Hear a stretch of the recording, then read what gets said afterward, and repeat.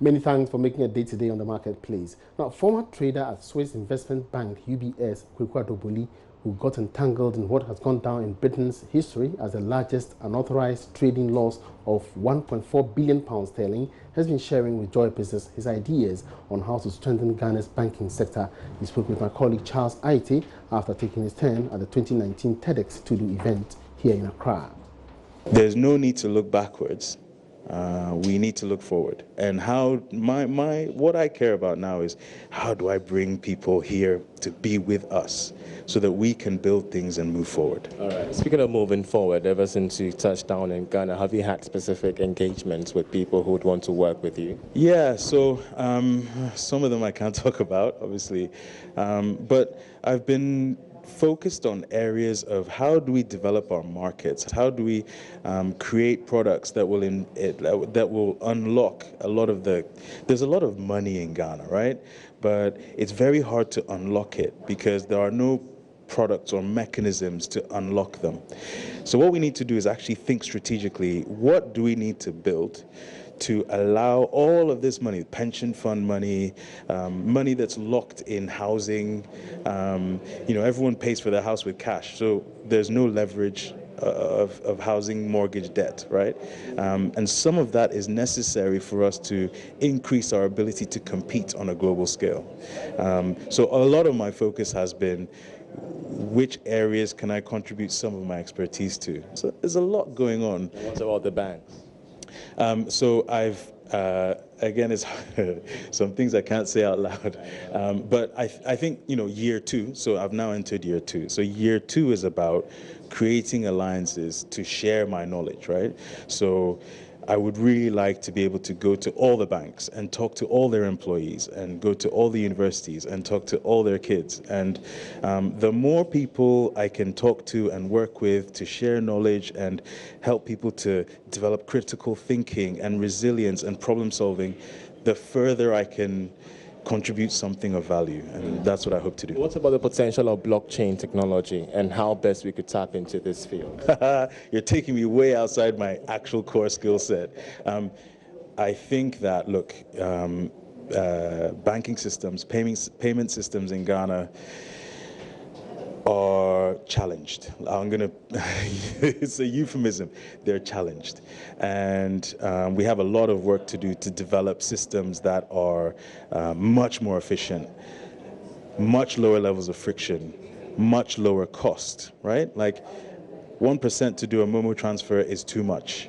3 or 4% to release foreign currency that's been sent in is too much. Like, if the friction level is 1%, then nobody wants to spend any money, right? Just moving it around. And then when something goes wrong, it's really hard to fix it, right? So blockchain would help. What we need to do is not go incrementally, right? So you've got a legacy system. Let's develop it a little bit. Actually, we need to think really big and go, how do we leapfrog so that we don't spend years and decades iterating forward? And blockchain is a mechanism that we could rely on either to build digital currencies or to understand the ledger better and be able to track payments and cash flows, etc. It would help us.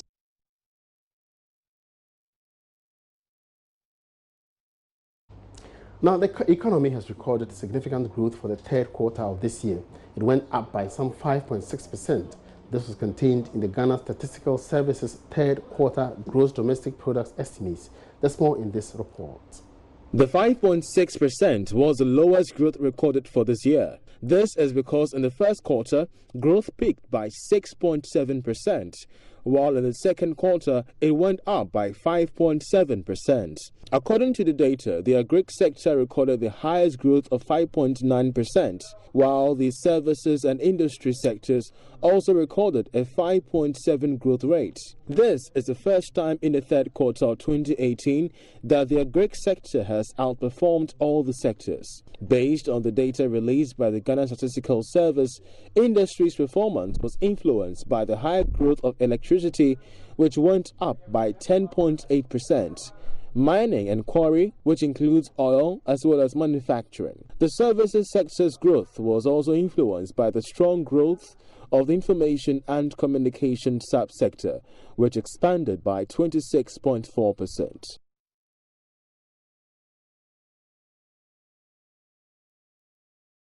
These are investment director.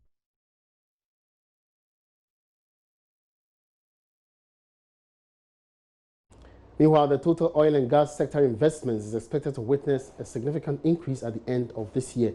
This was also captured in data covering investments in the oil and gas sector over the past 3 years released by the Ghana Statistical Service. The data shows that investments in the sector may reach some $3 billion by the close of this month. George Rafi again with the details. These are investment directed by the various oil and gas firms in the country into exploration, appraisal, and content studies. The rest are field development and oil and gas production. From the data, about $740 million have been sunk into exploration. Field development should be about $1.2 billion, while total production was about $1.1 billion. The $3.1 billion that should be realized is about 18% jump from what was realized in 2018. The release of this data is coming at a time that the third quarter GDP estimates show that the oil and gas sector's contribution to economic activities is going up significantly. The figures show that it went up by some 17.5%, the highest growth under mining and quarry sector, which is captured on the industry. Total crude production for the third quarter of this year went up significantly to hit 2.2 million barrels. Right, so my colleague George Rafi will be joining me in the studio pretty shortly to give us some more explanation as to how these data figures have been captured and their impact on the economy come next year. But before he comes in, the Volta Aluminum Company, VALCO, has promised significant contribution to Ghana's socio-economic development from 2020. This comes on the back of the establishment of a Ghana Integrated Aluminum Corporation to preside over both production and exports of aluminum, with at least 30% stake in any new mine, refinery or smelter. Chief Executive of the Volta Aluminum Company, Daniel Champon, spoke at the Ghana Export Promotion Authority's Export Achievement Awards, where his outfit emerged 2018 Exporter of the Year. Bismarck Ausa has more.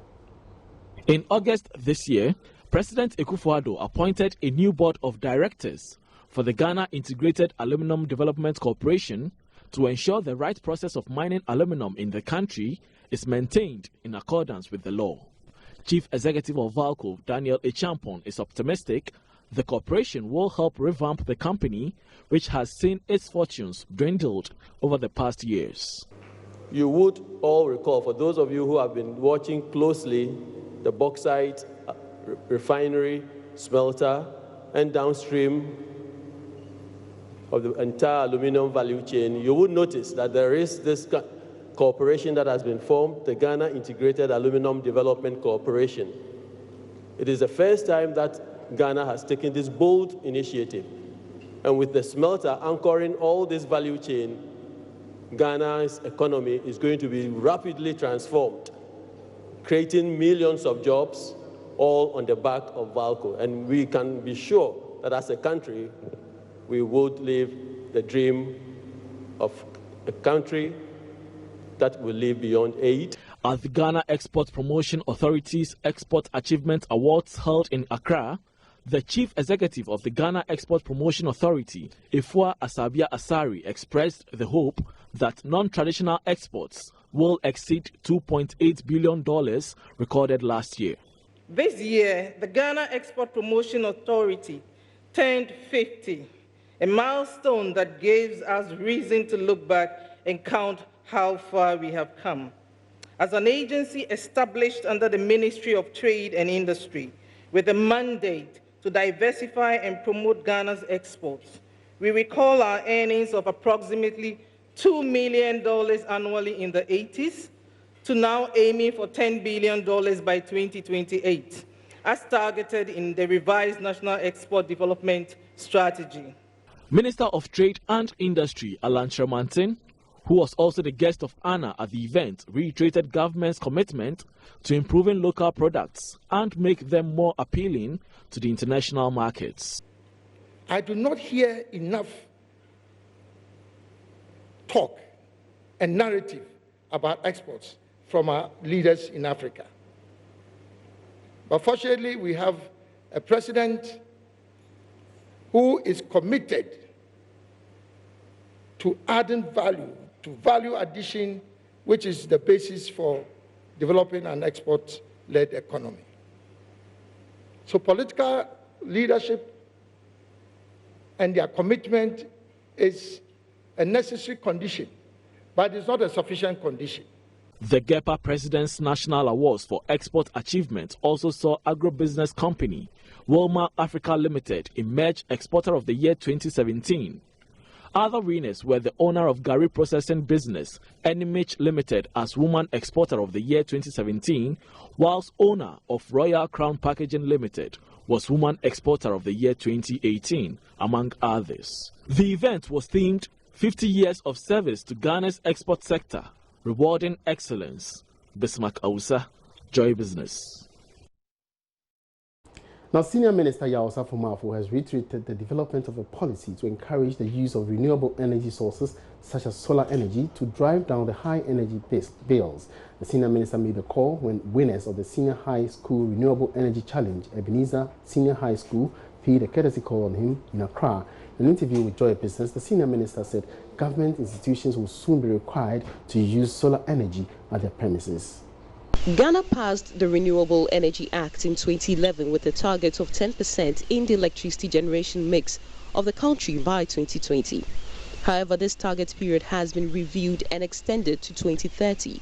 According to the Senior Minister Yao Osafo-Maafo, it is important for government to give policy support to the use of renewable energy sources such as solar energy to drive down high energy bills. So as a policy, we are going to push the use of solar in all public institutions and buildings as far as possible. We have to find ways and means of promoting and encouraging the private sector to get in there. And since it helps with our energy bill, the government will be prudent to financially support the private sector, as it is done in Germany, to go on renewable, so that at the end of the day, our energy bill goes down. Because we spend a lot on fuel to promote energy and to produce energy. If we can reduce that amount to encourage the use of solar and wind, to go a long way. So we'll finally be the final beneficiary as a government, and we have to encourage that. The Senior Minister made the call when winners of the Senior High School Renewable Energy Challenge from the Ebenezer Senior High School paid him a courtesy call. The challenge was organized by the Energy Commission to promote the development and utilization of renewable resources and technologies. Speaking to Joy Business, Chief Program Officer at the Commission, Julius Nkansa Nyako, noted the adoption of renewable energy is important to extend electricity access into rural areas. And Ghana is looking at achieving universal access to electricity by the year 2025. And we know that there are some places in Ghana where you cannot extend the grid to in the next few years. So in these areas, we are promoting the use of mini-grid systems where you can combine other forms of energy. So you have maybe solar and diesel, solar and wind, or even where you have biomass in abundance, you can use that in combination with other forms of renewables to get electricity to these communities. For Joy Business, Sheila Tamaklo reporting. It's live on the marketplace. Like I said earlier, the economy has been doing very well in the third quarter of this year, and my colleague George Viafi has been going through the projected figures which have been churned out by the Ghana Statistical Service. He joins me right here in the studio. George, what is the current figure and how do we come But Viafi, let's first get some basic understanding when we talk about GDP and all the rest. Is trying to measure the value of the final goods and services produced in the economy for a specific period. Ghana, we can talk, and even the approaches, you can talk about the expenditure approach, the income approach, and the production approach. In Ghana, we are using the expenditure approach and the production approach in measuring this thing. For the third quarter of this year, we grew by 5.6%, and it's measured in terms of growth over a period. So it means that if, for instance, last year we grew by 5.7 or maybe 6.9, this is a growth on that one with respect to that one. What about year on year? I mean, so that's the year-on-year comparison, actually. So for the same period last year, we grew by this percentage. And if you talk about the drivers, you want to look at the fact that industry did quite significantly well in terms of production in the oil and gas sector. Also, agric also did quite well, and you may want to look at some of these numbers that will be times of interesting for you, you want to look at the numbers, and what you get here is that is the provisional figures, which the Statistical Service says that is the base year. Now, these are in terms of the value realized for the various sectors. So that's 2018 quarter. So you're looking at the third quarter 2018 in terms of the current GDP and then the previous in monetary terms, and that might be a little bit complicated. So let me try and break things down in terms of so that we can appreciate the things very well in terms of how the economy fared and all those things. And this is what everybody will be interested in terms of growth of the various sectors. If you look here, you're looking at the current agricultural growth rate, which is 5.9%, and that is the highest. If you come to industry, it grew by 5.7%. That is how industry fared for the third quarter of the year. If you come to the services sector, it also grew by 5.7%. Now, you want to look at the fact that when you are trying to measure the growth of the economy, you want to look at how oil has contributed to this and without oil. So if you look at GDP plus oil, we did 5.6%. That is how it is. If you take away oil, you're looking at 4.6%. It gives you a better idea to measure how oil has contributed to the growth of the economy. So now George, from this picture, I mean, it's clear that industry is also, I mean, is standing tall amongst them all. Industry is standing tall, but we are working with the orange colors here. These are the current real growth for the 9th quarter. And the blue one is looking at the average GDP growth rate from 2014 Q1 to the 3rd quarter. So our viewers should work with the orange bars here. In terms of agric, it did 5.9. In terms of industry, it did 5.7. Services did 5.7. Now, the GDP plus oil, it did 5.6, and GDP minus oil is 4.6. So the orange bars will give you a fair idea as to how the various subsectors performed for the 3rd quarter of the year. And that will tell you that we have another interesting thing. If you go through the bars, is how agric is performing. In the previous sectors, agric wasn't doing that well. But it looks like, from what we are seeing here, agric is doing very, very well. And if you go through as well, this is going to give you, in terms of the monetary value of how the various subsectors fared. If Q3activities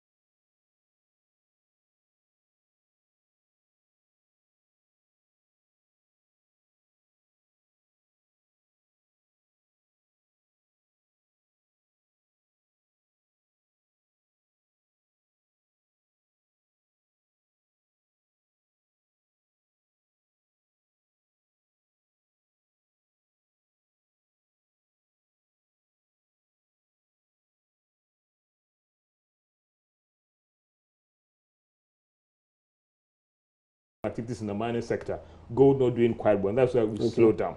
Now, there are things you want to explore, Yafe. It's about the impact on revenue, because the last half, the last quarter, it's when it's presumed that things pick up. People are coming, people are shopping. If you want to look at the expenditure approach in measuring national income here, or gross domestic product, people are spending. It tells you that things are slowing down. But what are the sectors that are showing that things are slowing down? There's a sector also that government will be hoping that they'll raise more revenue as well. So if activities are slowing down based on these numbers, that's something that we should also be worried for us as an economy. The other story mentioned the fact that, you know, oil and gas exploration activities is expected to surge to about $3 billion. Would it change the narrative in the coming quarter? It means a lot. And if you want to look at oil and gas in terms of what is bringing us in here, in terms of its share, it's about 21%. the growth rate was 17%. And if you look at the numbers in here in terms of industry, oil and gas is leading with respect to its contribution. That is quite important. So it looks like production is picking up, and that's something that should be excited if you want to look at the production approach in terms of measuring GDP. It's good news. But the economists will always want to say that, are these growth coming from sectors that is going to drive or impact you and I? That's the big concern here. People will say jobless growth and growth with jobs. No, so I want to stick your neck out. Do you expect that the GDP figure to change for the last quarter of the year? Don't forget about year of return. If you're going to use the expenditure approach here, people are coming in, they're going to spend. Maybe, even though other sectors might not do well, maybe the year of return could turn things around for us in terms of the economy growing very well. So let's wait till the first quarter of next year and let's see how things will pan out in terms of people spending so much in this quarter and how that will impact on the economy. We wait and see. Thank you very much, George Rafi, with that incisive outlook of the data of the economic growth figure for the third quarter of this year. Away from that, car dealership CFAO, in partnership with Cars 45, has introduced a car buying and swapping platform in the country. It offers solutions to people who find it difficult selling their cars or swapping for brand new vehicles. According to Managing Director of CFAO, Paul Fernandez, the automobile industry is relatively small in Ghana and makes it more difficult to do trade-ins. Ferjuho has more. Country Managing Director of CFAO, Paulo Fernandez, indicated that partnering Cars 45 affords old car owners the opportunity to walk into their showrooms to swap their cars easily. He notes it's a strategic move to improve sales. CFAO are the main distributors of Mitsubishi and Suzuki cars in the country. Cars 45, on the other hand, has been in Nigeria for a long time and has been operating in Ghana since October this year. George Festus Mensah is country manager for Cars 45. The used car market needs to be structured well. I mean, currently what happens is that people don't know the true state of the cars they buy, and that's where Cars 45 is in the market to strategize and help it, the process well laid out.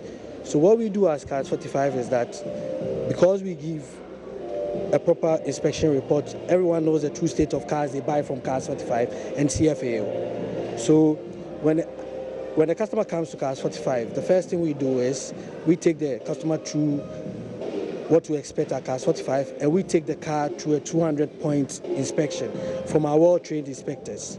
So here we do exterior, interior, undercarriage, and bring out the value, the true value of the cars, because customers already have value they think pertains to their car. Like I said, the market is not structured, and here Cars 45 is here to help structure the market, the used car market. Country Managing Director of CFAO, Paulo Fernandez, stated that 2019 has been a tough year for the company, but was optimistic that partnership with Cars 45, coupled with government's automobile policy, will drive the market in the coming year. We have a good assessment value. And now, thanks to Car 45, we can purchase some current cars to the customers to sell some new brand cars for them. So it's very useful. At the end, the main benefit is to bring back some customers, maybe some customers for other brands, to purchase new car brands. Thanks, because with Car 45 we'll purchase the used car, and we will trade in the car. It's not booming because the market is very small, but thanks to this new auto policy government is implementing for the next year, we hope this market will grow, because thanks to the ban of used car import, it will allow, first of all, to grow the new car market, but obviously it will also allow the used car market, local used car market, to grow also. Fred Duho's report for Joy Business. And that's where we wrap up this afternoon's edition of The Marketplace. Many thanks for your company. My name is Emmanuel Abuaji. Have a good afternoon.